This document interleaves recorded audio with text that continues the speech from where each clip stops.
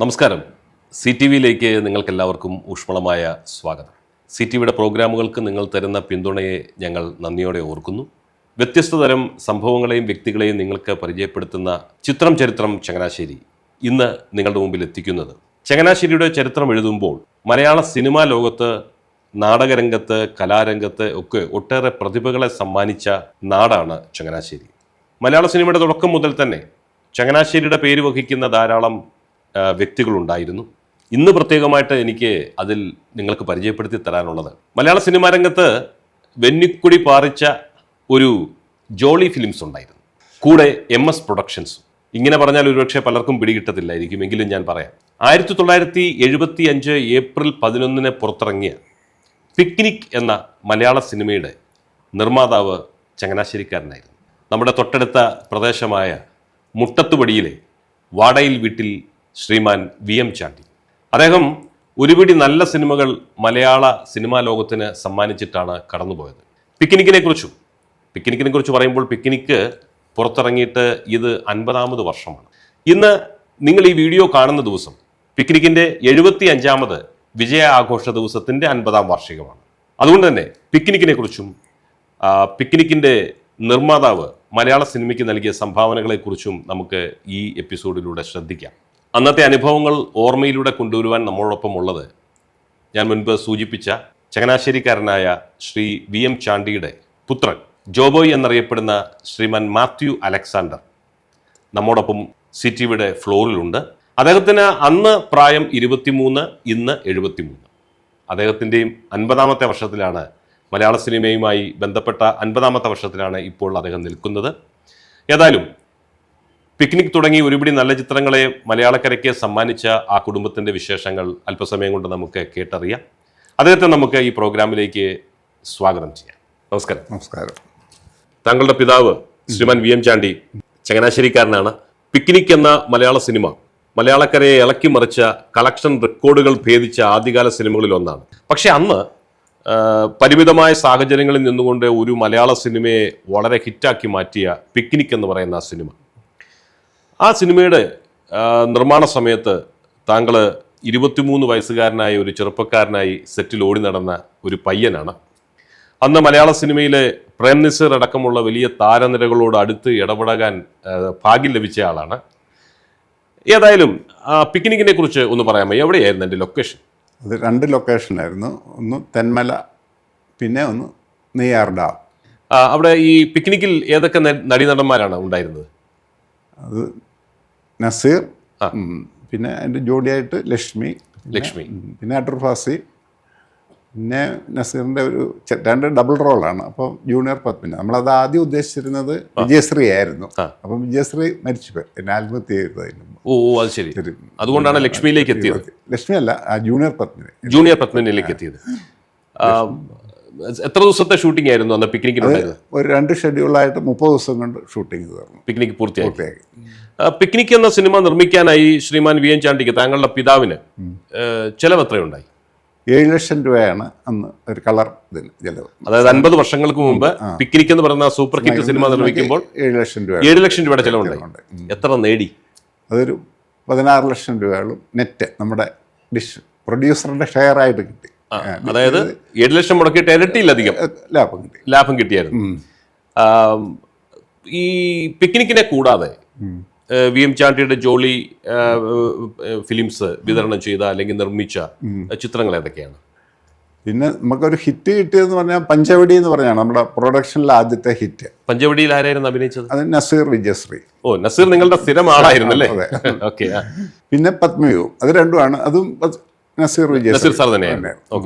അത് രണ്ടുമാണ് നമ്മുടെ ആദ്യത്തെ ഹിറ്റുകൾ. ഹിറ്റെന്ന് പറയാം. അതിന് മുമ്പ് 3 പടങ്ങളുണ്ടായിരുന്നു. അത് സേതുമാധവനായിരുന്നു ഡയറക്റ്റ് ചെയ്തത്. K. സേതുമാധവൻ. അത് തെറ്റ്, ലൈൻ ബസ്, അച്ഛനും പാപ്പായി. ലൈൻ ബസ് എഴുതിയത് മുട്ടത്തുവർക്കി സാർ. അതെ. അപ്പൊ നിങ്ങൾ മുട്ടത്തുപടിയിൽ താമസിക്കുന്നു, മുട്ടത്തുവർക്കി സാർ തൊട്ടടുത്തുണ്ട്. ആ ലൈൻ ബസിന്റെ ഷൂട്ടിംഗ് എനിക്ക് തോന്നുന്നത്, ഞാൻ കേട്ടിടത്തോളം ചങ്ങനാശ്ശേരിയിലും പരിസര പ്രദേശങ്ങൾ വരുന്നത് കേട്ടിട്ടുണ്ട്. അതെങ്ങനെയായിരുന്നു? അത് തന്നെ അവിടെ മുട്ടത്തുപടിയിൽ നിന്ന് അങ്ങോട്ട് ചക്കരിമുക്ക്, മാളികക്കടവ്, അങ്ങനെ ആ ബസ് പ്രൈവറ്റ് ബസ് പോകുന്ന ആ റൂട്ടായിരുന്നു കൂടുതൽ. ഷൂട്ടിംഗ് ആ റൂട്ടിൽ കൂടിയായിരുന്നു. ഇതായിരുന്നു അത്. പിന്നെ ഹോമിയോ കോളേജ്, കുറിച്ചി, മാളികക്കടവ്, അങ്ങനെ അവിടെയായിരുന്നു ഈ ഷൂട്ടിംഗ്. അപ്പൊ അന്നത്തെ ജനങ്ങളൊക്കെ വളരെ എന്താണ് കൗതുകത്തോടെ നോക്കി നിൽക്കുമായിരുന്നു. മറ്റു പടങ്ങൾ പിന്നെ അച്ഛനും പാപ്പയും. അച്ഛനും പാപ്പയിൽ അഭിനയിച്ചത് ജയഭാരതി, വിൻസെന്റ് ആണ് ഇതില്. പിന്നെ കൊട്ടാരക്കര ഉമ്മർ, KP ഉമ്മർ. എനിക്ക് തോന്നുന്നത് ഈ അച്ഛനും പാപ്പയും എന്ന സിനിമയ്ക്ക് എന്തോ ദേശീയ പുരസ്കാരം, നാഷണൽ ഇന്റഗ്രേഷനുള്ള അവാർഡ് കിട്ടി. യേശുദാസിന് ഏറ്റവും നല്ല സിംഗർക്കുള്ള ഇത് നാഷണൽ അവാർഡ് ആദ്യമായിട്ട് കിട്ടുന്ന ഈ അച്ഛനും പാപ്പയും. എനിക്ക് തോന്നുന്നത് മനുഷ്യൻ മതങ്ങളെ സൃഷ്ടിച്ചു എന്ന ഹിറ്റ് ഗാനം. അത് വയലാറിനും കിട്ടി. വയലാറിനും യേശുദാസിനും ദേശീയ അവാർഡ് ലഭിച്ച, നമുക്ക് പടത്തിന് നാഷണൽ ഇന്റഗ്രേഷനുള്ള അവാർഡ് കിട്ടി. അത് നമ്മുടെ സിനിമയ്ക്കായിരുന്നു, നമ്മുടെ സിനിമയിലൂടെയായിരുന്നു അവർക്ക് അവാർഡ് കിട്ടിയത്. അതൊരു വലിയ കാര്യമല്ലേ? ഒരു ചങ്ങനാശ്ശേരിക്കാരൻ നിർമ്മിച്ച പുറത്തിറക്കിയ ചിത്രത്തിലൂടെ ഗാനഗന്ധർവൻ യേശുദാസിനും എഴുത്തുകാരൻ വയലാറിനുമൊക്കെ ഒരു ദേശീയ അവാർഡ് നേടിക്കൊടുക്കാൻ നമ്മൾ കൂടി നിമിത്തമായെന്ന് പറയുന്നത് അഭിമാനകരമായ ഒരു കാര്യം. തീർച്ചയായിട്ടും. ഈ പിക്നിക്കിലെ ചിത്രം ഇത്ര ഹിറ്റ് ആകാനുള്ള കാരണം എന്താ?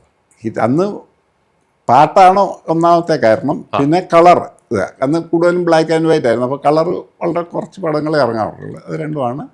എന്നാൽ നമ്മൾ റിലീസ് ചെയ്തപ്പോൾ ഇത്രയും വലിയ ഹിറ്റ് ആകുമെന്ന് പ്രതീക്ഷിച്ച. ശരിക്കും അന്ന് കൂടുതലും ബ്ലാക്ക് ആൻഡ് വൈറ്റ് ആയിരുന്നു. ബ്ലാക്ക് ആൻഡ് വൈറ്റ് ആയിരുന്നു. ഓഹോ. പിക്നിക്ക് കളറിലേക്ക് നമ്മൾ മാറ്റി. പിന്നെ പാട്ടുകളാണ് ഹിറ്റാകാൻ കാരണമായത്. ഈ പിക്നിക്കിലെ പാട്ടുകൾ ഏതൊക്കെയാണെന്ന് പറയാമോ? കസ്തൂരി മണക്കുന്നല്ലോ, അത് വളരെ മലയാളത്തിൽ ആർക്കും മറക്കാൻ പാടില്ലാത്തൊരു പാട്ടല്ലേ, കസ്തൂരി മണക്കുന്നല്ലോ. പിന്നെ വാൽക്കൺ എഴുതി പുഷ്പം ജോഡി, അതും വളരെ സൂപ്പർ ഗാനമല്ലേ. പിന്നെ ശില്പികൾ നമ്മൾ, ഭാരത ശില്പികൾ. മലയാള സിനിമാ ലോകത്തിലെ ഗാനശാഖയ്ക്ക് ഒരിക്കലും മറക്കാനാവാത്ത ഒരുപിടി നല്ല ഗാനങ്ങൾ സമ്മാനിച്ച ചിത്രമാണ് പിക്നിക്. ആ ചിത്രങ്ങളുടെ അന്നത്തെ കാലത്ത് എനിക്ക് തോന്നുന്നത് കാസറ്റുകളില്ല, റെക്കോർഡുകളാണ്, റെക്കോർഡ് പ്ലെയറുകൾ അല്ലേ?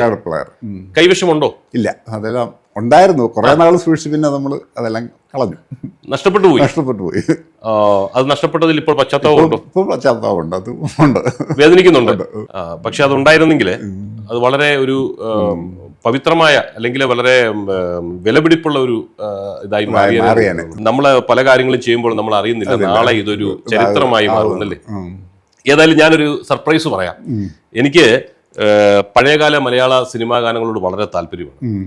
അപ്പോൾ അങ്ങനെ വരുമ്പോഴത്തേക്ക് പ്രത്യേകിച്ച് എനിക്ക് ഈ പഴയ റെക്കോർഡ് ഡിസ്കുകൾ ഇത് എനിക്ക് ഭയങ്കര ഹരമാണ്. ഞാൻ എവിടെ കിട്ടിയാലും വാങ്ങി. അങ്ങനെ ഞാൻ വാങ്ങിച്ച ഒന്നാണ് ഇത്. ഞാൻ താങ്കൾക്ക് തരികയാണ്. താങ്കളുടെ ആ സിനിമയിലെ പാട്ടുകളാണ്. അപ്പോൾ കൈവശമില്ലെങ്കിൽ ഇത് CTVക്ക് വേണ്ടി സ്വീകരിക്കുക, വീട്ടിൽ സൂക്ഷിച്ചു വെക്കുക. ഓക്കെ. കസ്തൂരി മണക്കുന്നല്ലോ കാറ്റേ നീ വരുമ്പോ,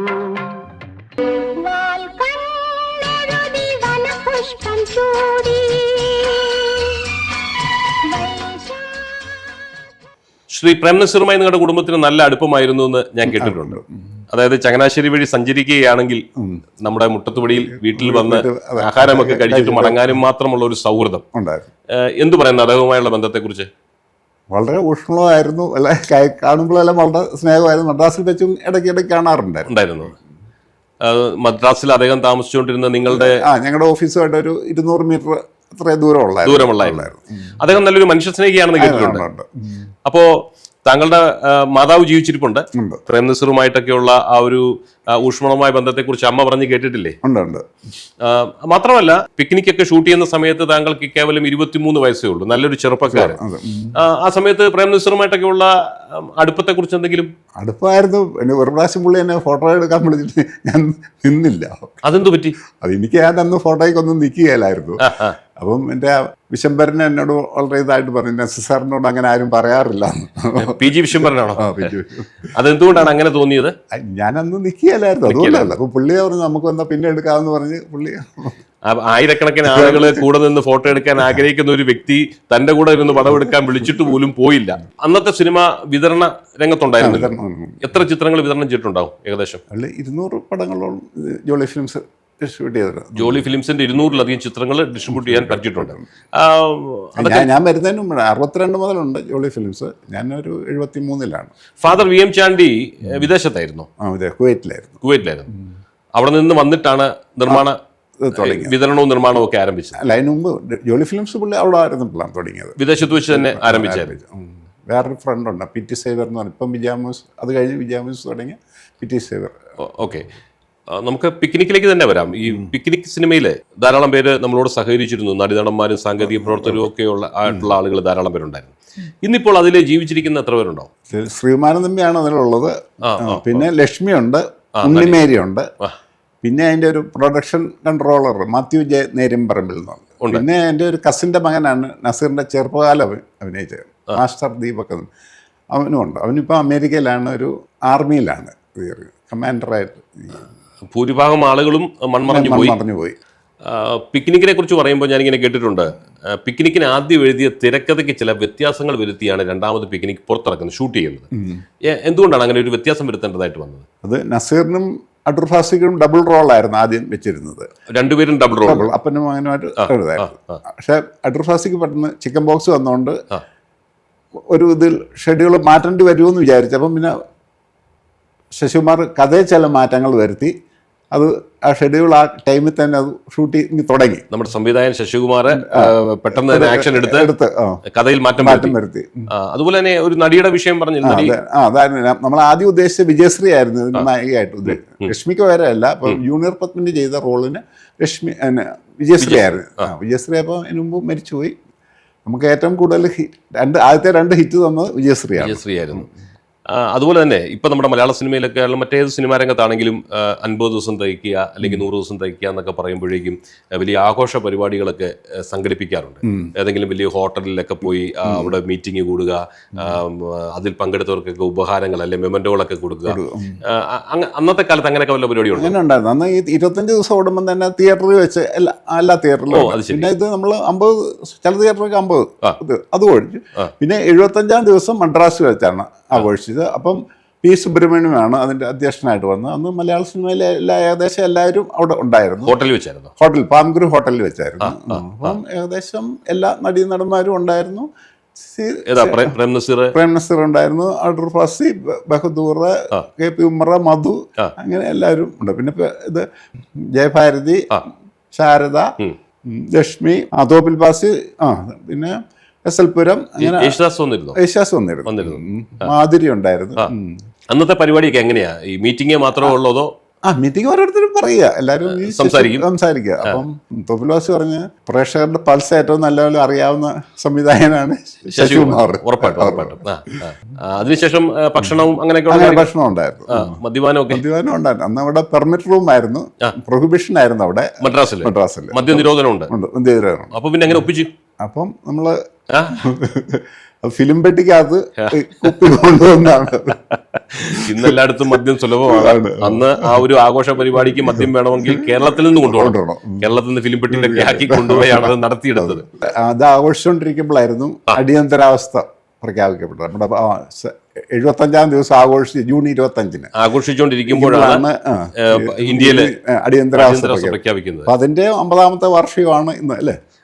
അത് ശരി. നിങ്ങളുടെ സിനിമയുടെ 75-ാം ദിവസത്തിന്റെ ആഘോഷവും ഇന്ത്യയിലെ അടിയന്തരാവസ്ഥയുടെയും 50-ാമത്തെ വർഷമാണ്. അപ്പൊ ഏറെ ചരിത്ര മുഹൂർത്തങ്ങൾക്ക് സാക്ഷിയാൻ കഴിഞ്ഞു എന്നുള്ളതാണ് പ്രധാനപ്പെട്ടത്. ഏതായാലും അന്നത്തെ മലയാള സിനിമ ഇന്നത്തെ മലയാള സിനിമയായിട്ട് വെച്ച് നോക്കുമ്പോൾ ഒരു തരത്തിൽ നമുക്ക് അംഗീകരിക്കാൻ പറ്റാത്ത വിധത്തിൽ മാറ്റം അനിവാര്യമാണ്. നമുക്കത് കുറ്റപ്പെടുത്താനുള്ള യാതൊരു യോഗ്യതയുമില്ല. എങ്കിൽ പോലും അന്നത്തെ കാലത്തെ മലയാള ഇൻഡസ്ട്രിയിൽ സിനിമയിൽ പ്രവർത്തിച്ചിരുന്ന ഒരു നിർമ്മാതാവിന്റെ മകൻ എന്ന നിലയിലും വിതരണക്കാരൻ എന്ന നിലയിലും 23 വയസ്സുള്ള ഒരു ചെറുപ്പക്കാരൻ എന്നുള്ള നിലയിൽ ഈ സെറ്റുകളിൽ നിന്ന് സെറ്റുകളിലേക്കൊക്കെ ഓടി നടന്നുള്ള പരിചയമുള്ള വ്യക്തിക്ക് എന്താണ് പെട്ടെന്ന് സിനിമയിൽ നിന്നും അങ്ങ് ഉൾവലിയാനുള്ള ഒരു കാര്യം ഉണ്ടായത്? നമ്മൾ പ്രൊഡക്ഷൻ ഒന്നും എല്ലാം ഏകദേശം നഷ്ടമില്ലാതാണ് പോയത്. പിക്നിക്, മറ്റേ പഞ്ചവടി, പത്മവ്യൂഹം അത് ഹിറ്റുകളുമായിരുന്നു. പക്ഷേ ഡിസ്ട്രിബ്യൂഷൻ, ആ സമയത്ത് ഡിസ്ട്രിബ്യൂഷൻ എടുത്ത കുറേ ബ്ലാക്ക് ആൻഡ് വൈറ്റ് പടങ്ങളുണ്ടായിരുന്നു. ആ സമയത്ത് എല്ലാവരും കളറിലോട്ട് മാറിക്കൊണ്ടിരിക്കുന്ന ഒരു സമയമായിരുന്നു.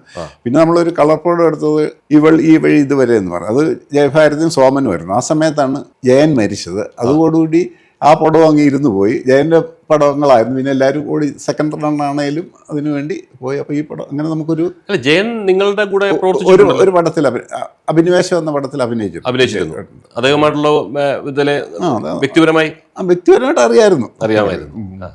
ഏതായാലും ഈ മലയാള സിനിമയിലേക്ക് ഒട്ടേറെ പ്രഗത്ഭരായ വ്യക്തികളോടൊക്കെ സഹകരിച്ചിട്ടും അതിൻ്റെതായ യാതൊരു ജാടകളും ഇല്ലാതെ പ്രേം നസീർ ഒരിക്കൽ കൂടെ നിന്ന് പടമെടുക്കാമെന്ന് പറഞ്ഞിട്ട് പോലും അനുവദിക്കാതിരുന്നത്. ഏതായാലും ഇന്നത്തെ കാലത്ത് എന്റെ ഒരു ചമ്മലാണോ എനിക്ക് മനസ്സിലാകുന്നുണ്ട്. ഇന്നത്തെ കാലത്ത് ആളുകൾ ഇടിച്ചിടിച്ച് നിൽക്കുകയാണ്. സിനിമാ രംഗത്തുള്ള ആളുകളുമായി പരിചയപ്പെടാനും ബന്ധപ്പെടാനും അവരുമായി നിന്നുള്ള ഫോട്ടോ എടുക്കാനും ഒക്കെ ഒത്തിരി ബഹളങ്ങൾ കാണിക്കുമ്പോൾ താങ്കൾ അന്നും വളരെ മിതത്വം പാലിച്ചിരുന്നു. ഇന്നും ഈ പിക്നിക് എന്ന സിനിമയുടെ പിന്നിൽ പ്രവർത്തിച്ച മുഖ്യ പങ്കാളികളിൽ ഒരാളെന്നുള്ള നിലയിൽ വേണമെങ്കിൽ നിറഞ്ഞു നിൽക്കാമായിരുന്നിട്ട് പോലും ജീവിതത്തിലെ വളരെ മിതത്വം പാലിച്ച് നിൽക്കുന്നത് കാണുമ്പോൾ എനിക്ക് വളരെ അത്ഭുതം തോന്നുന്നു. ഇന്നത്തെ ആളുകളുമായി തട്ടിച്ചു നോക്കുമ്പോൾ അത് വലിയൊരു ക്വാളിറ്റി ആയിട്ട് ഞാൻ കരുതുകയാണ്. ഏതായാലും ഒരു ചരിത്ര സംഭവങ്ങൾക്ക് സാക്ഷിയാകാൻ താങ്കൾക്ക് കഴിഞ്ഞിരുന്നു. പ്രഗത്ഭനായ ഒരു പിതാവിന്റെ പുത്രനായി ജനിക്കാനും. അമ്മ ജീവിച്ചിരിപ്പുണ്ടോ? 96 വയസ്സ് കഴിഞ്ഞു. നവംബർ 14 97 വയസ്സാവും. മുട്ടത്തുപടിക്കലെ വീട്ടിൽ അമ്മയുണ്ട്. അനിയനും ഭാര്യയും ഉണ്ട്. അമ്മ ഓർക്കുന്നുണ്ടോ ഈ സിനിമയുടെ കാര്യങ്ങളെ കുറിച്ച്? അമ്മ ഷൂട്ടിങ്ങിനൊക്കെ വന്നിട്ടുണ്ടായിരുന്നു. തെന്മലയിലും നെയ്യാറിലും ഷൂട്ടിങ്ങിന് വന്നിട്ടുണ്ട്. അമ്മ പ്രേം നസീറിന് ചോറ് വിളമ്പി കൊടുത്തിട്ടുണ്ടെന്ന് ഞാൻ കേട്ടിട്ടുണ്ട്. ഏതായാലും അങ്ങനെയൊക്കെയുള്ള പ്രഗത്ഭരായ വ്യക്തികളുമായി ഇടപെടുവാൻ ചങ്ങനാശ്ശേരിക്കാരായ നിങ്ങൾക്ക് കഴിഞ്ഞു. മലയാള സിനിമയുടെ ചരിത്രത്തിലെ ദേശീയ അവാർഡ് വരെ വാങ്ങിക്കൊടുക്കാൻ കഴിയുന്ന തരത്തിലുള്ള സിനിമകളുടെ നിർമ്മാണത്തിൽ പങ്കാളികളാകാൻ കഴിഞ്ഞു എന്നുള്ളതൊക്കെ വലിയൊരു ചങ്ങനാശ്ശേരിക്കാരനെന്നുള്ള നിലയിൽ താങ്കൾക്ക് തീർച്ചയായിട്ടും അഭിമാനിക്കാം. ഏതായാലും മലയാള സിനിമയിലെ കയ്യൊപ്പ് ചാർത്തിയ ചുരുക്കം ചില ചിത്രങ്ങളുടെ പിന്നിൽ പ്രവർത്തിച്ച വ്യക്തി എന്നുള്ള നിലയിൽ താങ്കൾക്കും താങ്കളുടെ കുടുംബത്തിനും CTVയുടെ എല്ലാ ആശംസകളും ഞങ്ങൾ നേരുകയാണ്. ഈ ഫ്ലോറിൽ ഞങ്ങൾക്ക് വേണ്ടി ഇത്രയും കാര്യങ്ങൾ പങ്കുവയ്ക്കാൻ വന്നതിൽ ഞങ്ങൾക്ക് താങ്കളുടെ കുടുംബത്തോടുള്ള നന്ദി ഞങ്ങൾ രേഖപ്പെടുത്തുന്നു. മലയാള സിനിമയ്ക്കും ചങ്ങനാശ്ശേരിയുടെ പേരുയർത്തുന്നതിലുമൊക്കെ നിങ്ങളുടെ കുടുംബത്തിന് ഒട്ടേറെ കാര്യങ്ങൾ ചെയ്യാൻ കഴിഞ്ഞു എന്നുള്ളത് ചങ്ങനാശ്ശേരിക്കാരെ അറിയിക്കുമ്പോൾ എനിക്കും സന്തോഷമുണ്ട്. ഏതായാലും ഞങ്ങളോട് സഹകരിച്ചതിന് നന്ദി. എന്നെ വിളിച്ചതിന് നന്ദി. പ്രിയപ്പെട്ട മാന്യപ്രേക്ഷകരെ, CTVയിലൂടെ നിങ്ങൾ ഇന്ന് കണ്ട ഈ വ്യക്തി ഒരു കാലത്ത് മലയാള സിനിമയിലെ നിർമ്മാണ രംഗത്ത് നിരവധി സൂപ്പർ താരങ്ങളോടൊപ്പം സമയം ചെലവഴിച്ച, സിനിമയ്ക്ക് വേണ്ടി അധ്വാനിച്ച ഒരു വ്യക്തിയാണ്. ഇങ്ങനെ എത്രയോ പേര് ചങ്ങനാശ്ശേരിക്ക് സ്വന്തമായിട്ടുണ്ട്. വരും ദിവസങ്ങളിൽ പല വ്യക്തികളെയും CTVയിലൂടെ നിങ്ങളുടെ മുമ്പിൽ അവതരിപ്പിക്കുവാൻ CTVക്ക് താല്പര്യമുണ്ട്. നിങ്ങളുടെ അറിവിൽ ഇത്തരം ചരിത്രങ്ങൾ പേറുന്ന വ്യക്തികളോ സംഭവങ്ങളോ ഉണ്ടെങ്കിൽ ഞങ്ങളെ അറിയിക്കുക. തീർച്ചയായും നമുക്ക് നമ്മുടെ നാടിനെ അത് പരിചയപ്പെടുത്തി കൊടുക്കാം. CTVക്ക് നിങ്ങൾ തരുന്ന എല്ലാ പിന്തുണയ്ക്കും ഞങ്ങൾ നന്ദി പറയുന്നു. ഫേസ്ബുക്കിൽ CTV കാണാൻ സാധിക്കാത്ത ആളുകൾക്ക് യൂട്യൂബിൽ ചങ്ങനാശ്ശേരി TV എന്ന് ടൈപ്പ് ചെയ്താൽ നമ്മുടെ പ്രോഗ്രാമുകൾ ലഭിക്കുന്നതായിരിക്കും. മറ്റൊരു എപ്പിസോഡുമായി വീണ്ടും കാണുന്നതുവരെ നിങ്ങൾക്ക് എല്ലാവർക്കും ഞങ്ങളുടെ നന്ദി, നമസ്കാരം.